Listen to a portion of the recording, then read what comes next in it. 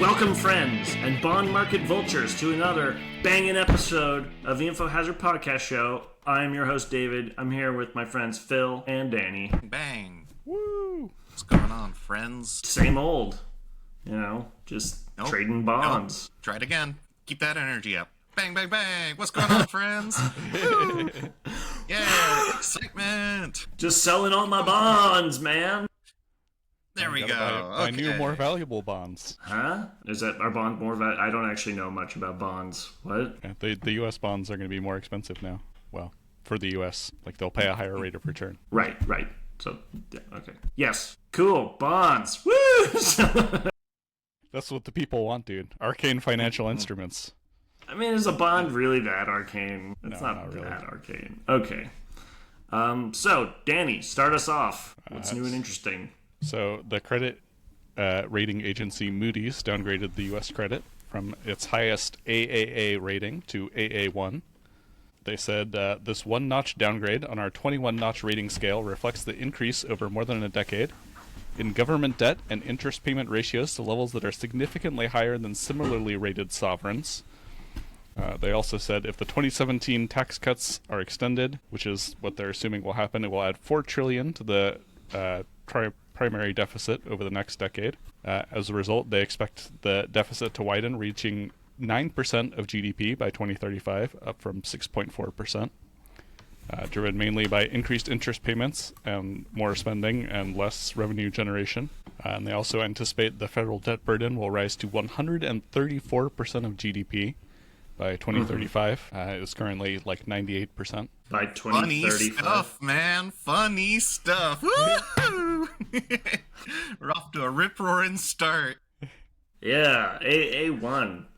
So is Moody's trustworthy now? Didn't Moody's rate all those mortgage-backed securities as AAA or as A or as too high? Are they for sale? They're the last credit agency to downgrade the U.S. The other two major agencies already did so. Fitch did it in 2023, and S&P did it in 2011. So some would say that Moody's is streets behind. Moody's is somehow the only one of those I've heard of. So why did they do it recently? Do you think they're in a bad Moody's? Nice. Could be. Okay, bye everybody. Off I go. They might also be looking at, Trump is trying to pass his budget bill, which he calls the one big beautiful bill, or whatever. Wait, to rule them is that all? Serious? Is that the title, or is that just how he refers to it? No, they named it that. His buddies in the House to try and suck up to him. Yuck. Well, our credit rating is downgraded, but we still apparently have enough money to spend $46.5 billion on a border wall. We're going to spend a few $1 billion more hiring border agents. We're going to start charging asylum seekers $1,000 to apply for asylum in the U.S. So you come here with no money or hope, but give us $1,000 and we'll think about letting you in. Yeah, Donald doesn't seem to have much empathy or understanding of what it means to be a refugee. But we are spending $25 billion on starting the Golden Dome, as he calls it, which is the return of Reagan's Star Wars. We're going to shoot down ballistic missiles with satellites. Yeah, so we've got, lots and lots of spending, right? We've been over this. There's the military, Medicare, Medicaid. Those are all big expenditures. Space Force. Yeah, part of the military. That's from term one. It's a bit of a callback at this point. And I guess putting a big investment into Space Force is trying to, make it seem more legitimate? More of a thing that people should spend time on? Plus he has a friend who likes to launch satellites and get paid by the government for doing so. The Golden Dome will involve 200 to 400 satellite launches. But also the bill is currently blocked in committee. They're meeting on Sunday night to try and get it passed. It's being held up by Republicans, actually, who are upset about the Medicaid cuts. Oh, I No, figured no. the Democrats were already locked in. Like, yeah, we've already kind of decided we're traitors. We're gonna vote for all these bills. And be like, Actually, the Democrats so Oh. far on this one have been voting opposed to it. That's why only 5 Republicans are able to block it. But they feel there's not enough Medicaid cuts. Right, right. They're upset about the Medicaid cuts, that there aren't more of them. Exactly. Right, yeah. So, for example, it would add a work requirement to Medicaid, but that wouldn't take effect until after Trump leaves office in 2029.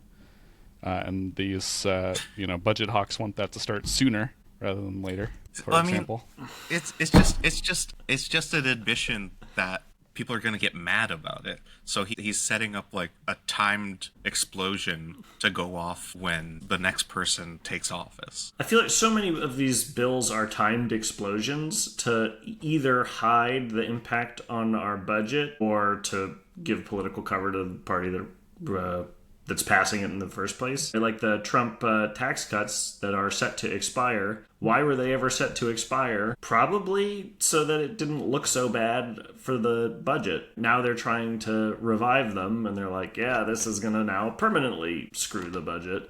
So, but we got away with it last time. So anyway, it seems like this Medicaid thing, like, yeah, they'll never raise taxes. They'll never even consider that. So they have to cut services, but they don't want anyone to feel their services being cut. So they're like, we'll do it later. Is that maybe the saving grace of all electoralism? Like, you're incentivized to only do temporary solutions, so you can always justify your existence coming in and, like, proposing that solution again, Like, okay, well, we'll do this tax cut that we promised, right?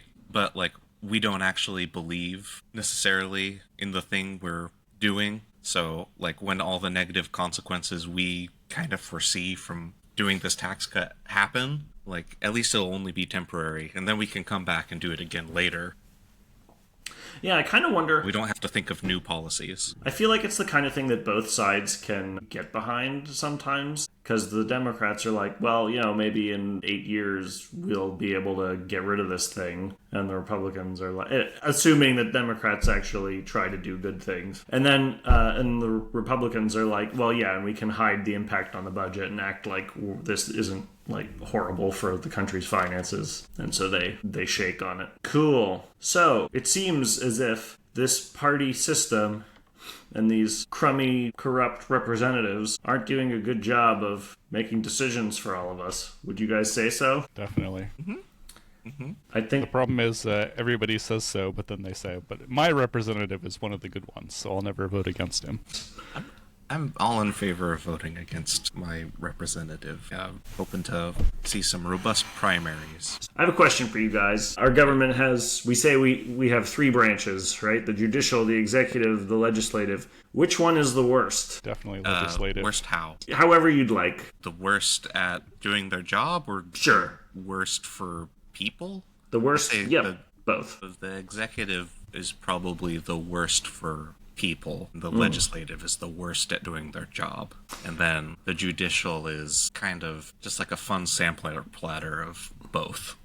They do some awful things and they are incompetent sometimes. Right. So I think we're in agreement that the judicial is the least bad. I'm definitely with Danny. I think the executive is really bad right now, but the legislative could do something about it.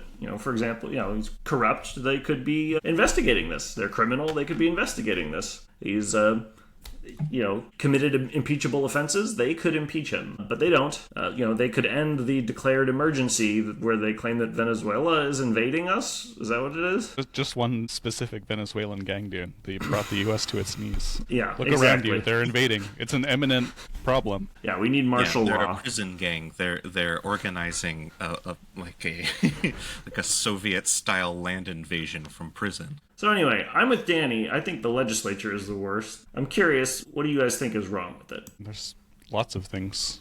It's too small. We haven't increased the number of people in the House of Representatives in a long time, 100 years or somewhere around there. And the population's a little bigger now than it was 100 years ago, which leads to small states having disproportionately more power. They're pretty open to getting bribed, it seems like. So they tend to kind of vote along corporate interests quite a bit. The biggest problem I see with them is they've like given up all of their power to the executive branch. They don't really seem to act as a check on the executive anymore. I mean, they also don't seem to work together much. Yep, that too. Right. I mean, I think like another issue that seems to be at the root of this somewhat is the political parties and the whole nominating process. One problem that I have is that basically the personality traits that mark somebody who would actually run for and get elected to Congress are exactly the wrong personality traits to lead. Like being really ambitious, cuddling is probably not the right word, cozying, yes, cuddling up to billionaires, or, to special interests. They're all lawyers. Okay, their job is, I guess, to write laws, but they have aides to do that anyway. So, yeah, I think that this whole system sort of incentivizes just exactly what you wouldn't want to actually represent you. So I'm going to share with you my constitutional amendment that I've been working on, and I'm not kidding. I'm going to make it happen, okay? I'm ready. Accepting donations. So the idea is to reform. See, I can tell you're off to a great start because the first thing you said before we even heard about it was, "I'm accepting donations." That's how I can tell this is American politics, baby. Yes. I don't even know where this money is going. Exactly. All right. So I haven't put it into fancy old-timey legalese yet, but I'll try to describe it. And I even had ChatGPT make some XKCD style comics to try to explain some of it because it's too damn complicated. But anyway, I'm working on it. Not a good sign for something you're bringing to the American voter. Okay, it's going to be great. Well, I feel like, yeah, but most Americans can understand, like, March Madness, right? So they can understand sports, which have the NBA play-in, play-off system, just saying. It's as much a matter of motivation as it is of capacity, I think. That's right. Okay. And you're maybe overestimating people's comprehension of March Madness brackets weighed against their proclivity to gamble. Okay. All right, so let's get into it. So, in order to make the House of Representatives more representative, representatives will be chosen at random. So, from the adult citizen population of their district, they have the right to decline if they don't want, and then somebody else gets picked at random. I also think there should be more, so I think 1,000 is the number that I have for now. I also have some other very pie-in-the-sky things, but about like how they should have that, since these people know nothing about government, most likely they should receive a quick education in this. They can budget so that they can get their own education on these topics when they join. Okay, what do you think so far? A+? I don't know. I'm somewhat dubious. You share an aspiration with Frank Herbert, the author of Dune. He also advocated for random selection of representatives. This is a thing. There's some in British they call it sortition. I think there's like a whole whatever. Some people who even have a website who talk about sortition. Oh no, I heard about this. Serious business, dude. They put the hat on your head. And then you go into one of the houses. That's the one. Okay. Somebody gets to be head boy. Alright, let me put this into... Present. See, I worry that this plan would like lead to a lot of like power by lobbyists and the like congressional aides, people who are always around. And you're new here. Let me show you the ropes. You want to funnel the money to Lockheed because that's how things go in this country. Have any countries ever actually tried this system? I feel like maybe some ancient Greek cities or something, right? I think it was in Athens. They had some, within their privileged group, they had something like this. All right, so here's the not very accurate, here's my ChatGPT drawing of what I'm talking about here. The country is cut up into districts. Can we zoom in down there below Delaware? I think I'm looking at this, or New Hampshire. New Hampshire. You talking about this area? There's like a little zesting of islands that happens right below New Hampshire. I mean, yeah, you'll notice the map change I guess it's like the continental shelf is shifting. I call this the House of Representation. Very different, but important rebranding. So, Danny, you had a couple objections. You think that they will be corrupt. or they will be corruptible somehow because, well, yeah, because people will know that they're in power, and so they will come to them to try to corrupt them. Oh, hey, you're only here for a limited time, come. And they'll just be like, they won't have like confidence in themselves, so they'll give in to like what they see as the experts, and just they won't necessarily have the like build up the like knowledge of like how things works. I mean, that's one thing that our reps certainly have, is lots of confidence. Yeah, and like if through random selection you get someone with that sort of charisma and confidence, they're gonna be able to overpower like the non-confident kind of regular people. I mean, you think they'll overpower? I mean, they still just have one, but you mean persuade? Yeah, not like physically overpower. Right. Yeah, I mean, okay. Like, to me, it feels like this is like all to a lesser degree, or the lack of confidence is okay, but I mean, even today, most Congress people are not, even if they're lawyers, it's not like they're experts in writing laws for the most part, right? I mean, I don't know, is Marjorie Taylor Greene an expert in writing law? And even that's law. I mean, like, okay, they still, so the House, they have committees, right? So, like, they have, like, a committee on defense. And so out of the 1,000 randomly selected Americans, you will have some who have some military experience, and they will go on the military committee, and you'll have people who are in technology and they'll be on that committee, right? So you can still, it's like, yeah, your expertise is not going to be top notch, but it'll be top couple percent of the population. So are you leaving the rest of the U.S. government the same, the like presidency and the Senate? And no, we're going to get to the Senate. This is the simple part. How we go from this to the Senate is what gets really kooky. So I'm glad I've already kind of lost you. It does essentially eliminate political parties. There's no campaigning, and therefore less of a need for a political party. They may still exist and influence the randomly selected members. Yeah, I mean, I think like, political organization, people would still organize politically, people who are really into it, and they would try to influence representatives who might not be confident and might not be as knowledgeable, and like maybe that means they'll be more susceptible to this influence. At least, like, there won't be a hard filter for, like, people to even get there. Like, right now, it's like, to even get there, you would have to be, like, so enmeshed with this. All right, next. Now shit gets interesting. All right, so here's a term, a semi-college. And there is also a college. All right. 15 districts selected at random will have their representatives join each session. New groups of 15. All 1,000 will be allocated into a semi-college, a group of 15 representatives and their districts, who basically are buddies throughout their term. They work together. They don't just work together for the sake of working together. They pick one of themselves as the nominee for the replacement for the Senate at the end of their term. So here I'm showing you have two semi-colleges, green and blue. This guy has a cool hat. So you have all these semi-colleges of 15 representatives. And again, two of them will be randomly paired against each other. And the nominees from each semi-college will compete in a 1v1 election, popular election from the people in those districts to represent them in the next house, or in the upper chamber. Make sense? So upper chamber is the equivalent of the Senate, I take it? It's called the House of Merit, and it is the replacement for the Senate. 6-year terms. They are not per states. They represent the college, which is a collection of 30 districts. So there hasn't been any sort of democratic vote. Well, they vote on the senators, right? Yeah, so they internally vote on the senators. No, sorry. So they internally voted on the nominee from their semi-college. And so there are two semi-colleges whose nominees face off in a democratic election for the Senate. Okay, they face off.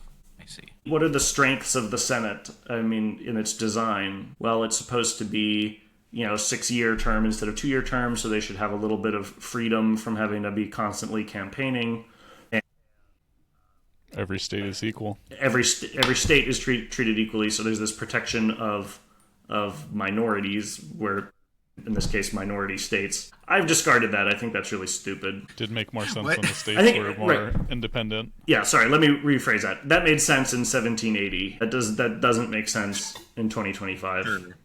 When it was more of a concern to unite the states. Right. Now that the states are united, I think they're a little bit of a relic as well. The people need to be represented. States don't have feelings. Right. Yeah, I do. This did kind of leave me wondering, what's the point of states? I think that's for another amendment. Yeah. So to me, the main strengths that I agree with the Senate is okay, that they should have a longer term, so they are a little bit less constantly being held accountable to the people, as in kicked out, and also that they should have some higher level of expertise. There's basically a bar. It's called, in the name, the House of Merit, right? It's the point is that House of Representatives should be highly representative, and the House of Merit should be people who are good at their job, and as chosen by a small group of their peers and as chosen in a democratic election. That's what this is trying to optimize. Okay. And that's it. Well, that's it. Okay, so just the legislative. That's... I think something similar. I mean, I've jotted down a similar idea of okay, you could draw the presidential nominees from. I think this pattern, if it could be done right, where you randomly group, you nominate from the group, and you use a democratic election to actually pick. I think that would work well for most elected positions, including president. I'm open to it. I think one problem with this is it doesn't really, this is great, or I think this would be good for picking 1 in 100 level talented people out of the population to do these roles. And that would be way better than what we have today. But I don't think that this has this has a very poor chance of picking 1 in a million talents out of our population. And you might think that maybe some of our past presidents have been 1 in a million individuals. You might think that. So I'm not ready to propose it for the president just yet. Also, I think that the Congress has the ability to investigate and impeach the president. Just doing this to check the president would be a big improvement. Yeah, that's nice. Yes. I don't know. It's the random is a pretty big hurdle, I think, for this to happen. You're gonna have to get buy-in for people actually believing it's random. People tend to believe it's that fundamental attribution error. People believe in human motives when there might not be. I thought of that. I've thought about the security around randomness. There's a lot of randomness in this system. Even the way that the colleges or the semi-colleges are grouped together from districts, the way that they are matched against each other for the form of college. People seem to believe that lotteries are random, right? People definitely find errors in them though, and are able to buy the winning tickets and stuff from time to time. Right. Yeah, that's true. I think it's very legitimate to say that there are technical challenges in having a good random number generator. For example, I personally don't believe randomness exists. But for our purposes, given our limited knowledge, randomness exists. You definitely want highly educated citizenry. If any random person can become in charge of the country. Well, no one random person becomes in charge of the country. Well, not exactly, but they become part of the governmental apparatus. We already have this. This is. So what do you guys think of it? I feel like the people who are doing this right now are way, way worse than average. I would rather... So here's a question. Would you... All right, we should come up with, what are the most, 50-50 fictional characters? Forrest Gump. Would you vote for Forrest Gump to be your House of Representative member? Again, Is 50-50? Isn't the whole thing about him that he has, below average intelligence? Yeah, but I meant you personally are most on the border of should I vote for this person or not? Right, but what? Who's the most doubtful person? One of you guys already pointed out that people hate Congress but wouldn't vote against their congressperson. Right? Yeah. It's the way districts are gerrymandered, or the way that our media is polarizing us, puts us pretty well into the pocket of the politicians who are actually representing us. Sorry, so would I vote for Forrest Gump over my current representative? Not for this house. Sorry, not in the U.S. House of Representatives. but I would rather have him. I would, because the thing is, it's like I guess I think that our problems are more moral than intellectual in the House. Corruption and the fact that bad personality traits are required to even get there.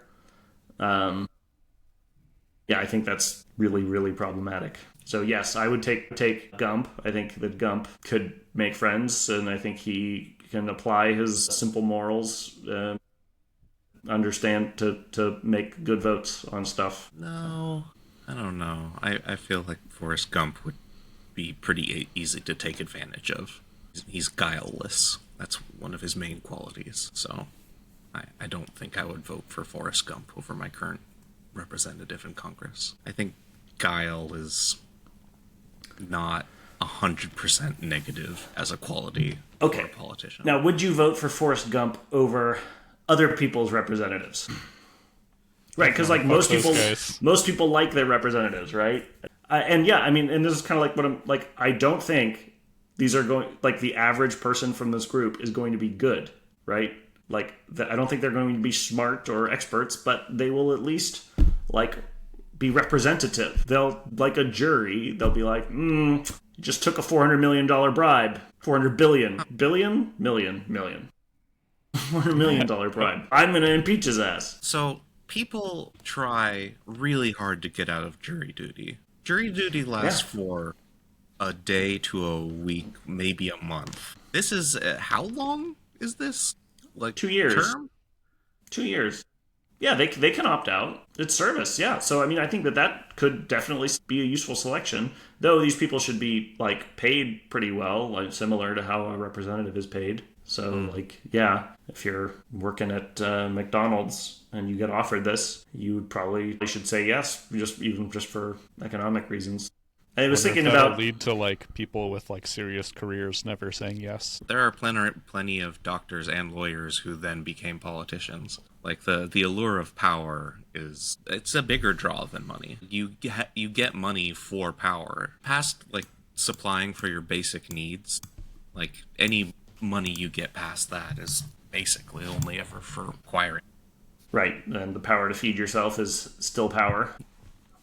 I mean, the basic needs, and then anything on top of that is just influence you can wield. Yeah, anyway. I think it's a fair point that, like, serious career people might not take it. But I don't know, yeah, they could chance to switch careers. You could become a meritor. That's my word for a member of the House of Merit. I wonder if it would, like, end up with, like, lobbyists or, like, largely made up of people who'd been in the... Wait, how? Because they're chosen at random. Like just by people opting out? Once they graduate, like they've served their term or whatever, then they go into lobbying. You know. Yeah. Also, you'll have to implement this by mandate after the violent overthrow of the United States, because it would never ever in a million years get passed, because it goes directly against the incentives for every single member of Congress. It's gonna do it by state conventions, dude. There's 2 ways to pass an amendment, after all. That's right. Yeah, I don't think that violent overthrow is a prerequisite to this, but I concede the point. Whenever you're talking constitutional amendments, you're talking unlikely. I mean, not just like regular level unlikely, like it would be unlikely for you to change an amendment because it's just a lot of work and you have to get a bunch of people to agree on it, but this like directly attacks the power base of every single member of Congress. Like, it would put them immediately out of a job. Yep, I can see that is an additional challenge. But yeah, there are a lot of patriots, and like I think that once we work out some of the kinks here, they'll see that this would really be a better way, and they'll miss their old jobs as lawyers and doctors. Also, a lot of people connect their patriotism to the particular form of government that we have, and then abolishing it for a new system might go against that patriotic urge. I don't think this is, this is it's a minor constitutional amendment, you know? I mean, it would be the biggest constitutional amendment that we've had. Change. Really? You think this is more radical than, like... I think this is maybe more radical than the creation of the United States. This is like... Shit. the system of representation under the British government was more close to the Senate than this system would be to our current government. That's fair. The whole, like, it's not just about rich people keeping their power thing, that is pretty different. Yep. We'll get there. I feel like it'll be a hard sell too, because like when people hear like people are randomly selected, they're gonna think of like, the worst person that they know and imagine them in charge. What? That Rick Target guy from down the street? He's gonna be in the government? No, man.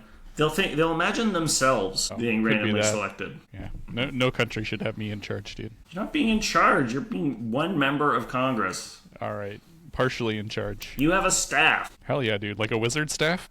No, like a bunch of college students. Wait, then how do they get selected? Is You it just a select job them. for them? Yeah, everything else is... However, how do they get selected today? Hiring, I suppose. But yeah, okay, so... But then the money comes... Okay, It's so okay, you're Phil. just The taking idea is the really same- good. I know it hurts. I know it's hard. It's hard to deal with such a good idea. Imagining the gap between our reality and this. All right, I'll work on it. Thanks. I'll also work on my presentation. I can see the enthusiasm was a little too much. I think it could be off-putting to some people if my idea just got such a warm welcome right off the bat. Yeah, try to downplay it a little bit, I'd say. People tend to get overexcited about these abstruse government reforms, so it's important to... Speaking of random selection, The Hunger Games is coming to America. Did you guys hear about this? No. No. Yeah. Homeland Security Secretary Kristi Noem, aka Evil Elsa, aka Einsatzgruppen Barbie, aka yes, this is the one that bragged about shooting her fucking dog, Oh boy. has been working with writer and producer Rob Warsoff to pitch a reality TV show entitled The American, where immigrants will compete in a string of challenges across the country for the honor of fast-tracking their way to citizenship. Nice. We're ancient Rome now, boys. Yeah, this is bread and circuses. So it's a reality show where the prize is citizenship. So first impressions, what do you guys think? Seems kind of ghoulish. Disgusting. Probably entertaining. Probably good I have TV. nightmare written like about 30 times down here. Nightmare. There's something that really irks me about like bringing a sci-fi dystopia to life. So that makes the U.S. the equivalent of like the guy in the Western movie who starts like shooting at the hero's feet and says like dance or whatever, right? It really is. Dance. It really is. Yeah, it's Wanting to be on a reality TV show is kind of similar. That's like a similar personality issue. Anyway, what am I saying? I'm saying if you're willing to get on it, if you're like signing up for a reality TV show, then You're practically already an American. There's nothing more American than trying to prostitute yourself for fame and fortune, dude. it's like it should be a trick. Like we should pretend that this reality show exists, and anyone who signs up, automatic citizenship, the most American you can be. But so how far is this?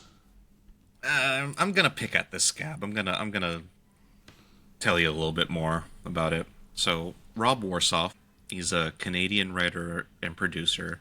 He's responsible for such gems as Duck Dynasty, Dating Naked, and Peace, Love, and Bikinis.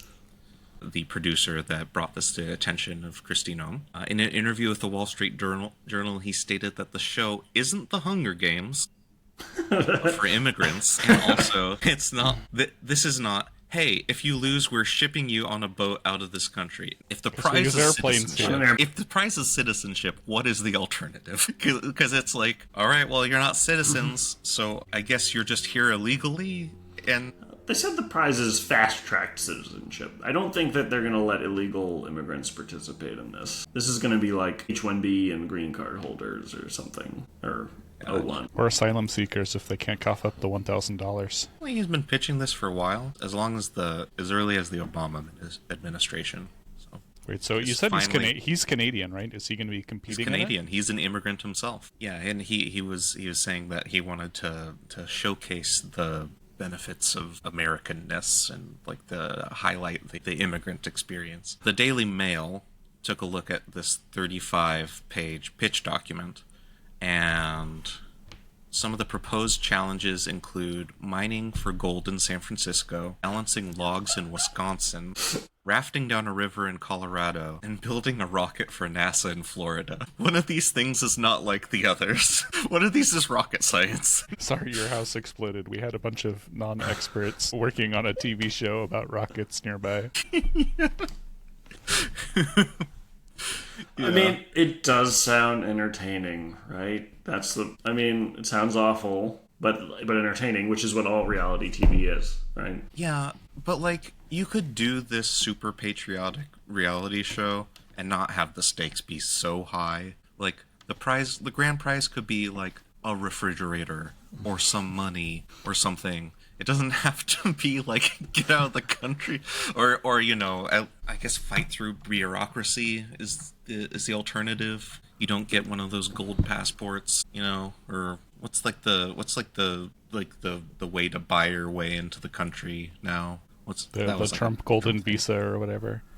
The golden visa. The gold card or something. Yeah. Yeah, I think it's pretty gross. Like, reality TV just has no place in our government. I think they're not going have no place. Not going far enough, dude. They should make sure that instead of just regular immigrants, it's anyone who will be killed if they get sent back to their original country. Make sure they really have an incentive to win, dude. Yeah, they should all be like asylum seekers. You're right. Exactly.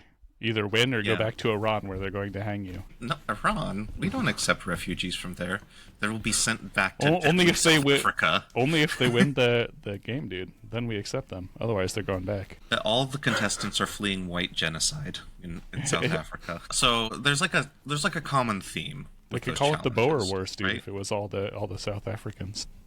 Oh yeah, we call it the Boer Wars. Okay, so there's like a common theme with the challenges, right? They're like nostalgic, they're kind of Americana, but the prize is citizenship, and I feel like they're not really representing America very well with these challenges. It's a bit like cliche, So I was thinking, like, we could probably do better. Let's think of some challenges to put these families through. I'll get us started. So my first challenge is called door dashing. Families must compete to deliver the most fast food after their 10-hour shift at a fast food restaurant. The winning family will receive a grand prize of a $3 tip. Nice.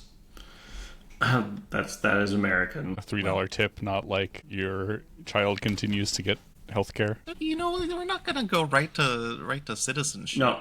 Or healthcare or something. Right. I think that's never in the cards. I think another good challenge for an aspiring American citizen would be to try to call your provider and your insurance company when your insurance company is blaming the error on your provider and your provider is blaming the error on your insurance company, and you need to sort it out. That's a good one. Yeah. What would be like the sort of intermediate prize for that?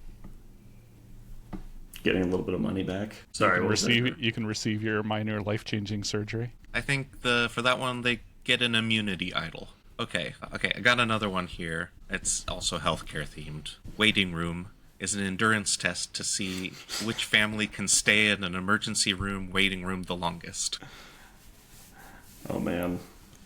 The twist is nobody gets any of their medication, so it's an endurance. That one's fun. We're having fun. Yeah. We're just three fellows having fun. Waiting rooms.